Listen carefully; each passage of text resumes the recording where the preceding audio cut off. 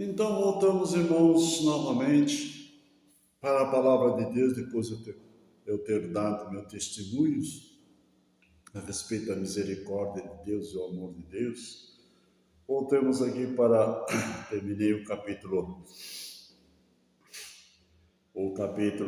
versículo 7, capítulo 1, depois tem o versículo 8, dizendo: Eu sou o Alfa e o Ômega, o princípio e o fim. Diz o Senhor que é, o que era e o que há de vir. Já falei sobre o que é, o que era e o que há de vir, né? Eu sou o Alfa e o Ômega, o princípio e o fim.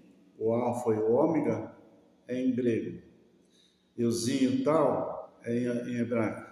Mas ele botou em grego porque o alfabeto hebraico, ainda naquela época, ainda não era escrito. E também não estava disseminado sobre todas as nações da terra, porque a língua era o grego. E muitas palavras na Bíblia, no Novo Testamento, são palavras em gregos, porque não foi escrito em hebraico. A tradução hebraica, eu tenho em casa a tradução hebraica para o português, o Novo Testamento, livro por livro e versículo por versículo. E também tem a explicação em hebraico. Eu estudei o hebraico, alguma coisa sobre interpretar, mas o hebraico precisa ser um curso, eu creio que no mínimo uns 2 anos, talvez não que tenha cachilota boa, mas eu acho que sim. E não é somente o hebraico, é a mesma coisa que eu aprender o inglês aqui, terá que tentar, quando eu for lá para os Estados Unidos, o meu inglês é tão ruim, que eles chegam lá e dão risada, entende? Eles dão risada porque eu vou falar tudo errado, tem que estar no meio do povo para desenvolver o inglês. Meu filho tem experiência disso, ele dava aula de inglês aqui, quando chegou lá, ele falou tanto besteirol que eles davam risada dele, mas depois ele pegou. Entende como é que é? Então, aqui está, eu sou o Alfa e o Ômega, a primeira letra do alfabeto grego e a última letra, assim como nós temos o ABC. O nosso alfabeto também tem um alfabeto hebraico, é isso aí, agora já esqueci.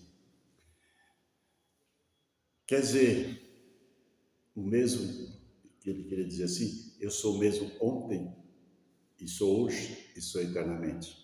Ele é eterno. O princípio e o fim. Diz o Senhor que é, e o que era, e o que há de vir. O que é, ele estava falando ali, para João, o que era, desde Gênesis capítulo 3, versículo 15, e o que há de vir até o capítulo 22 do Apocalipse. Que ele diz que eis que cedo venho. Certamente, vamos ler, certamente cedo venho. Ora, Maranata, ora vem Senhor Jesus. Olha como é gloriosa a palavra de Deus. Agora precisa ter ela um pouquinho dentro da caixota, senão fala besteirol. Apocalipse aqui está tão difícil de achar que eu não acho nem Apocalipse, que é o último livro da Bíblia. Ai, Jesus estava com a página aberta procurando. Capítulo 22, versículo 20. Certamente aquele que testifica essas coisas diz: vem. Quem? Mesmo Jesus que começa aqui, no capítulo que eu acabei de ler. 8. No capítulo 1, versículo 8. Eu sou Alfa e eu sou Ômega. Aquele que era, aquele que é e aquele que há de vir. Aquele que era desde Gênesis 3,15, ou que é aquele que estava com João e com os discípulos, que já tinha ido ao céu, e agora estava com João em espírito. E o que há de vir, aquele que testifica essas coisas, diz: certamente cedo vem. Amém. Aí encerra. Aí a igreja responde, o apóstolo responde: ora vem, Senhor Jesus. Isso eu e você devemos responder. E a conclusão do escopista: a graça de nosso Senhor Jesus Cristo seja com todos. Aí vem mais uma vez, amém. Então tem que interpretar dentro do Apocalipse aquilo que Jesus disse, aquilo que o apóstolo João confirma: ora vem, Senhor Jesus. Em outra tradução, Maranata, ora vem, Senhor Jesus. E aqui o que o copista colocou: a graça e a paz de nosso Senhor e Salvador Jesus Cristo. Amém? Então, voltando para o capítulo 1, versículo 8, nós temos assim: eu sou o alfa e o ômega, o princípio e o fim, diz o Senhor, o que é, o que era, o que há de vir, o Todo-Poderoso. Agora começa no versículo 9, irmãos, a mensagem que Deus manda através de João para as 7 igrejas da Ásia. Depois eu vou falar sobre as igrejas, o período da igreja, aquela coisa toda. Mas ele diz assim: eu, João. E aí vem a biografia de João. Não vou ler os versículos todos, porque assim, não é que não é conveniente. É bom aprender a biografia, saber. Mas só vou dar umas pinceladas. Quem era João? João, ele foi primo de Jesus, e ele também foi chamado discípulo amado, como está escrito em Evangelho de São João, capítulo 21, versículo 4, que você pode conferir. Esse discípulo amado, sempre por ser primo, e as duas mulheres eram irmãs, Maria e... esqueci o nome da mãe de Maria. O pai de João era Zebedeu e sua mãe era Salomé, irmão da Maria, mãe de Jesus. Eles eram primos. Por causa disso, era discípulo amado. E esse irmão, esse João, porque João era mais novo, era o Pop. E por ser Jesus mais velho do que ele, e ambos tinham a mesma conjugação espiritual, um não aviava o outro. Sabe o que era aquele amigo de infância que se cria junto? E aí, pronto, amizade de irmão, de sangue e tal, tudo mais. E ele era discípulo amado. E Jesus, claro, vai levar com ele, porque ele não havia pé de Jesus mesmo. Não vai perder a oportunidade, eu, hein? Glória a Deus. E também João, agora ele Jesus escolhe João como seu discípulo. E se existia 3 amigos fiéis, era Pedro, Tiago e João. Tiago também era um dos pescadores que estavam com João, que eles pescavam. E Pedro também era pescador, junto com João. A profissão deles era pescar no lago da Galileia. Era um lago grande, uns 10 quilômetros de largura, mais ou menos, quase 20 de extensão. Aquilo até formava ondas. Muitos dizem mar da Galileia, mas não era mar da Galileia. Mar, no entendimento deles, que era longo, mas era lago. Vinha do Jordão, passava pelo lago e continuava o Jordão abaixo e terminava no Mar Vermelho. Aí era o Mar Vermelho. No Mar Vermelho. No Mar Salgado lá. Mar Salgado, não esqueci o nome. E eles viviam ali. Aí Jesus, mais tarde, vai lá e convida todos os 3. E é esses 3 que estão sempre junto com Jesus. Com certeza até dormiam na mesma casa, viviam sempre na mesma vila, porque daí Jesus chamou ele para e vinde, vos farei pescadores de homens, e Jesus não, eles não largam mais do pé de Jesus. E lá no capítulo de Marcos, no livro de Marcos, no capítulo 2, no capítulo 9, versículo 2, sacramento gosta. A minha cachilota hoje está meio enferrujada. Lá Jesus convida eles para ir para o Monte da Transfiguração. E Jesus se transfigura perante Pedro, Tiago e João. Que coisa gloriosa, irmãos, ver a glória de Deus. Jesus na sua formosura espiritual. Meu Deus, eu não sei o que é. Uma glória que envolve Jesus dos pés à cabeça, da cabeça aos pés, dos pés à cabeça. E ele fica como que alguém flutuando. Parece assim,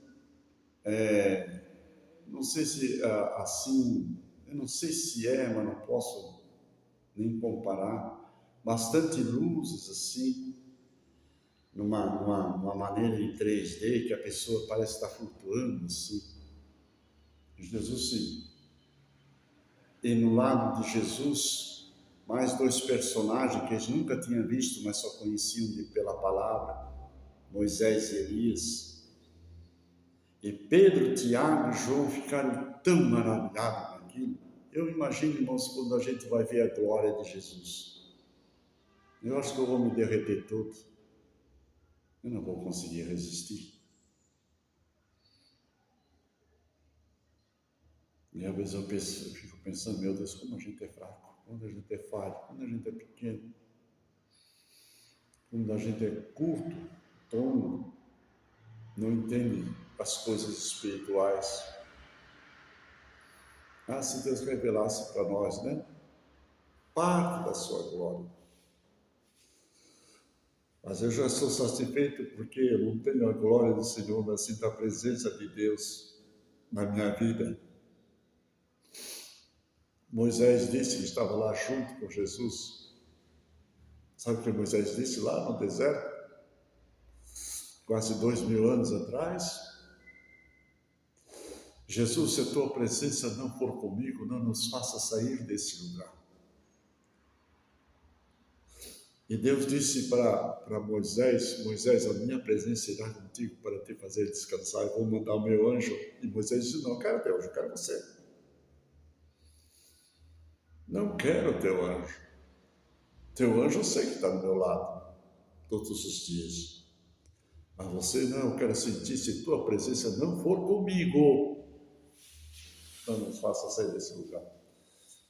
Logicamente com o povo de Israel, porque o povo de Israel estava seguindo Moisés. E Deus disse, a minha presença irá contigo para te fazer descansar. E agora Deus faz duas coisas muito importantes. Deus disse à noite, Moisés, tu vai olhar para os céus e tu vai ver uma coluna de fogo. A coluna de fogo vai te acompanhar quando ela está em cima. Tu para, descansa o povo, tudo iluminado. Quando a luz vai para frente, tu segue a luz. Por causa disso, Jesus disse, eu sou a luz do mundo. Quem andará por mim, ou quem me segue, não andará em trevas, mas tem a luz da vida. Então não precisa vela para defunto, coisa morta. Se ele não aceitou a Jesus quando era vivo, depois quando é morto, não precisa botar vela lá no túmulo, nem na igreja, nem para ninguém. Deixa essa parte para lá. E quando a tocha de fogo, que é a minha presença, vai para trás, vocês seguem na frente. Sabe por quê? Se o inimigo vem por aqui, por trás, ele vai ver a minha glória e não enxerga vocês que estão do lado de lá, ele não vai conseguir passar, porque a minha glória, quem chega perto, se não estiver santo, vai se queimar todo. Assim aconteceu lá no capítulo 19 de Êxodo. Deus disse: eu vou subir, mas santifica o povo. E ao terceiro dia, eu vou me manifestar a vocês. E bota um limite, para que eles não cheguem até lá. Santificar o povo, 19:15 de Êxodo, diz que o homem não devia tocar em mulher. Santificação total. Mas não é uma esposa, não, é santificação. Quando é para você orar e jejuar, o apóstolo Paulo diz ensina lá em Coríntios, combina com a sua esposa e ambos vão orar, consagrar a vida a Deus. Depois se une novamente para que o inimigo não tente. É profundo. E Deus acompanhou o povo de Israel. Esse João, que foi ao céu, que Jesus se transfigurou-se, esse João que andava com Jesus, que era um discípulo amado, diz a Bíblia que quando Jesus pregava, ensinava, ele encostava a cabeça no peito de Jesus. Claro, se ele era mais novo, era considerado como um filho, como um irmão. Era o hábito de certo deles. Ele não era boiola não, querido. Não pensa bobagem. Jesus tinha um cuidado de João como um pai para um filho. Porque sabe por que eu digo isso? Porque lá na cruz, depois que ele está lá, antes que ele desse, está consumado e nas tuas mãos entregue o meu espírito, ele olha para baixo e vê Maria, João, outra Maria Salomé, que é a mãe de João, e outra Maria Madalena, as três Maria e João. Ele disse assim para Maria, sua mãe: mulher, eis aí o teu filho. Como quem quer dizer até agora, eu cuidei dele, mas agora é tu que cuida. E disse para João: eis aí a tua mãe. Um cuida do outro. Amém? Então aqui no livro do Apocalipse, ele diz assim: eu, João. Voltamos lá para Apocalipse no capítulo 10-9. Eu, João, que também sou vosso servo. Meu Deus, eu começo a chorar, daí não enxergo mais nada, Jesus. Tem que botar uma lupa aqui. Eu, João, que também sou vosso irmão e companheiro na aflição e no reino e na paciência de Jesus Cristo, eu estava na ilha chamada Patmos. Vocês conhecem a história. Por que ele foi para a ilha de Patmos? Porque já tinham matado André, Tiago e todos os discípulos, Pedro e tudo, só faltava João.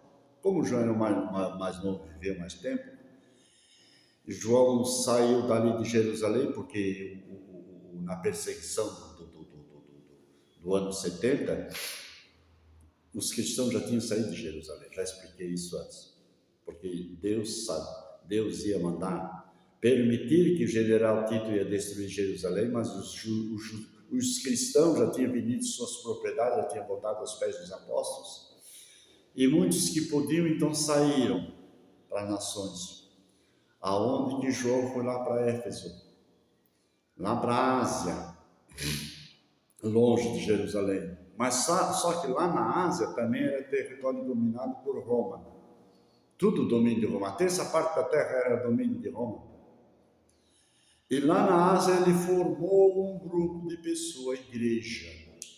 e a igreja de João. Hoje existe lá a igreja de João. Existe, não sei se é ou se não é verdadeiro, mas eu creio que ali está o túmulo de João, lá na Ásia, em Éfeso. E ele formou uma grande comunidade, a ponto que as cartas que foi comandada às 7 igrejas da Ásia, todas elas conheciam João. João era como se fosse assim hoje um bispo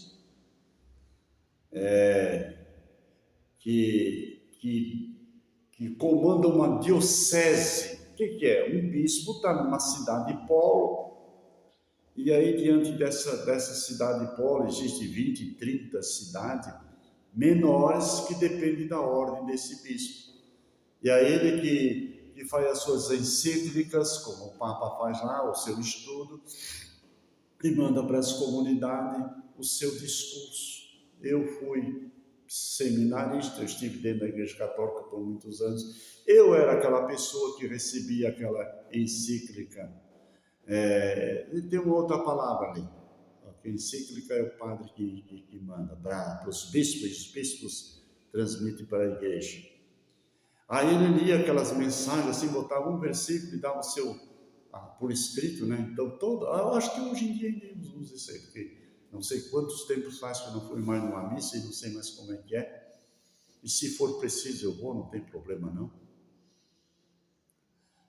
Aí o padre lê o que o bispo manda todo domingo na liturgia da Santa Missa, e os fiéis, o pároco lá, o ministro da Eucaristia, ele faz a leitura.